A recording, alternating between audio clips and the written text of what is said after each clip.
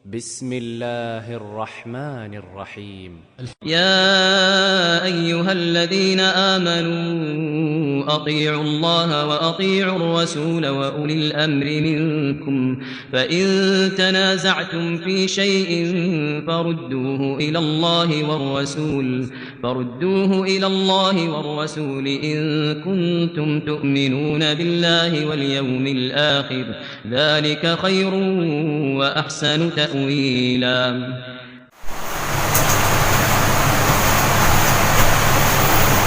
Assalamualaikum warahmatullahi wabarakatuh. Alhamdulillah wassalatu wassalamu ala rasulillah wa ala alihi wa sahbihi wa mawala. Anakku sekalian, alhamdulillah atas izin Allah subhanahu wa ta'ala kita diperkenankan bertemu kembali walaupun dengan cara daring. Banyaklah kita bersyukur kepada Allah agar senantiasa ditambah nikmatnya.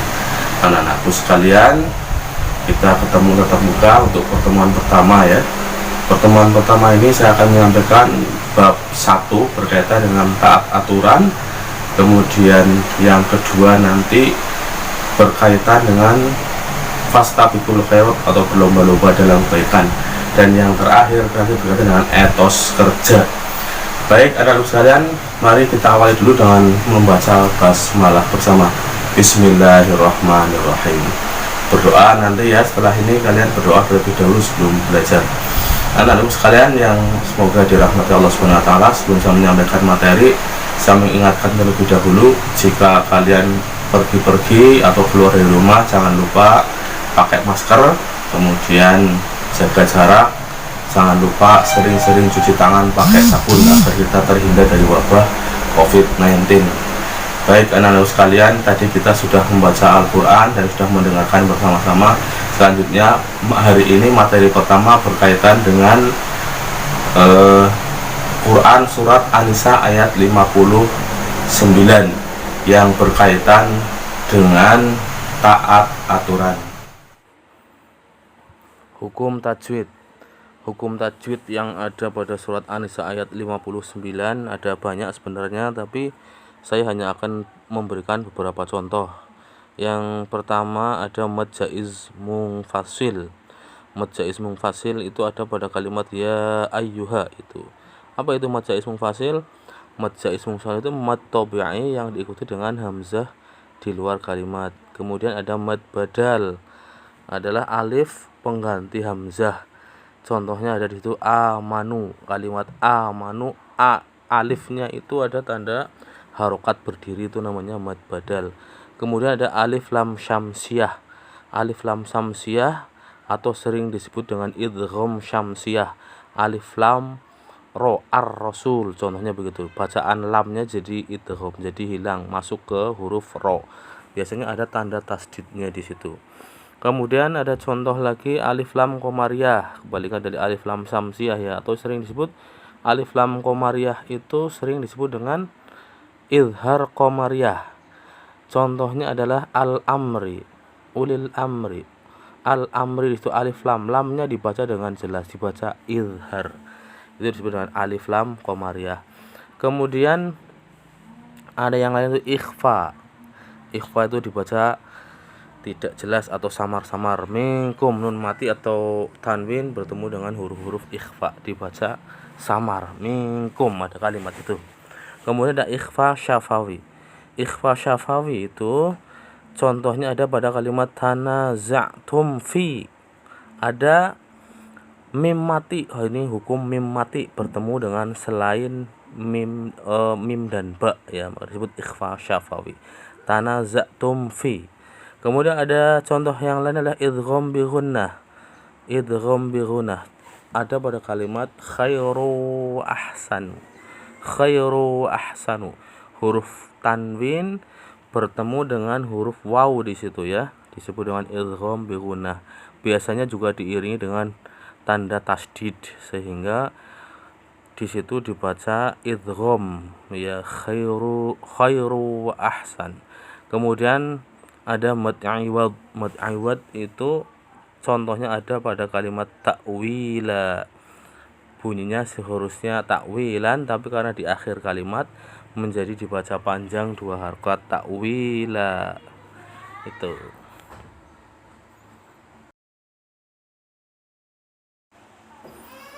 Pembahasan berikutnya yaitu mufrodat atau arti perkata ya. Yang kita bisa lihat itu, ya ayyuhalladzina amanu, hai orang-orang yang beriman, athi'ullah, taatilah Allah, wa athi'ur rasul, dan taatilah rasul, wa ulil amri minkum, dan ulil amri di antara kamu, fa in tanaza'tum, maka jika kamu berbeda pendapat, fi syai'in, tentang sesuatu, farudduhu, maka kembalikanlah, ilallah, kepada Allah, war rasul, dan rasul, in kuntum, jika kamu, tu'minuna billah, beriman kepada Allah, wal yaumil akhir, dan hari kemudian atau dan hari akhir. Dzalika, yang demikian itu, khairun, lebih utama bagimu, ahsanu, dan lebih baik, takwila, akibatnya. Sedangkan isi kandungannya surat An-Nisa ayat 59. Yang pertama adalah perintah kepada orang-orang yang beriman agar senantiasa taat kepada perintah Allah dan Rasulnya, serta kepada ulil amri dalam menyelesaikan persoalan-persoalan yang dihadapi berdasarkan nilai-nilai Al-Quran dan hadis. Jadi ini adalah merupakan perintah Allah Subhanahu wa taala agar kita taat kepada Allah dan Rasul serta orang ulil amri. Siapa ulil amri? Ulil amri, para tokoh, para ulama itu berbeda pendapat berkaitan dengan ulil amri. Ada yang mengatakan ulil amri itu adalah ulama dan umaro. Ada yang mengatakan pemimpin perang. Bahkan ada yang mempersempit pengertian ulil amri. Apa?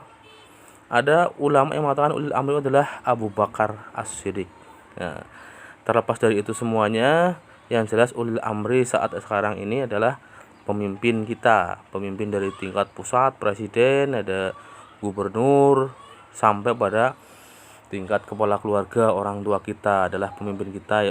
Siapa yang mengurus kita, itulah ulil amri kita. Maka kita harus bersikap taat. Hanya perbedaannya, ketaatan kita kepada ulil amri tidak seperti taatnya kepada Allah dan Rasul. Selama ulil amri tidak bermaksiat kepada Allah, maka kita wajib taat.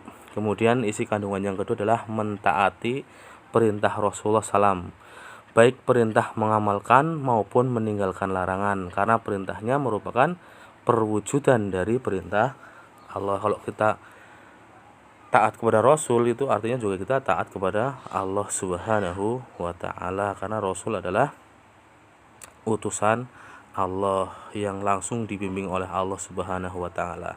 Kemudian yang berikutnya isi kandungan surat An-Nisa ayat 59 adalah yang ketiga, mematuhi juga aturan atau ketentuan yang ditetapkan oleh ulil amri. Jadi aturan-aturan yang telah dibuat harus kita ikuti, harus kita kalau di sekolah ya contohnya tata tertib, itu juga termasuk aturan yang harus kita taati. Isi kandungannya yang dimaksud seperti itu. Di sekolah ada tata tertib, maka wajib kita ikuti, harus kita patuhi. Kemudian yang keempat, ketaatan itu meliputi taat kepada Allah Subhanahu wa taala, Rasul, dan kepada ulil amri. Isi kandungan yang kelima, jika terdapat masalah yang diperselisihkan dan tidak ada kata sepakat disebabkan tidak ada petunjuk yang jelas di dalam Al-Quran dan Al-Hadis, maka penyelesaiannya itu dikembalikan kepada nilai-nilai dan jiwa Al-Quran dan hadis dengan menggunakan ijtihad. Jadi bukan tidak mungkin kita tidak berselisih pendapat. Kadang kita berselisih pendapat. Maka ketika ada perselisihan pendapat itu, kita kembalikan kepada Al-Quran dan Al-Hadis sesuai dengan petunjuk yang telah ada.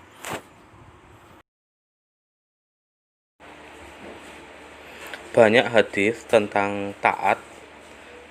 Salah satu di antaranya adalah hadis berikut yang diriwayatkan oleh Bukhari. An Abdullah bin Umar radhiyallahu anhu anna Rasulullah sallallahu alaihi wasallam qala as-sam'u wat ta'atu 'alal mar'il muslim fi ma ahabba wa karih ma lam yu'mar bi ma'siyatin fa idza umira bi ma'siyatin fala sam'a wala ta'ah. Rawahul Bukhari. Yang artinya dari Abdullah ibnu Umar, sesungguhnya Rasulullah Shallallahu Alaihi Wasallam bersabda, mendengar dan taat itu wajib bagi seorang muslim terlepas ia suka dan benci, selama ia tidak diperintah berbuat maksiat. Jika diperintah untuk maksiat, maka tidak ada kewajiban mendengar dan taat. Hadis riwayat Bukhari. Jadi jelas sekali bahwa ketaatan kepada ulil amri, kepada manusia itu ada batasan. Selama tidak diperintahkan untuk bermaksiat kepada Allah dan Rasul, maka kita wajib taat. Tetapi jika perintahnya, aturannya itu untuk berbuat maksiat kepada Allah dan Rasul, maka kita justru wajib untuk tidak mentaatinya. Itu saja yang bisa saya sampaikan kesempatan hari ini pada pertemuan yang pertama ini, surat An-Nisa ayat 59 berkaitan dengan taat aturan. Saya yakin masih kurang detail, tapi nanti bisa kita lengkapi dengan melalui diskusi melalui grup Telegram yang sudah kita susun bersama. Mari kita akhiri bersama dengan membaca doa akhir majelis. Bismillahirrahmanirrahim. Subhanakallahumma bihamdik asyhadu an la ilaha illa anta astaghfiruka wa atubu ilaik. Assalamualaikum warahmatullahi wabarakatuh.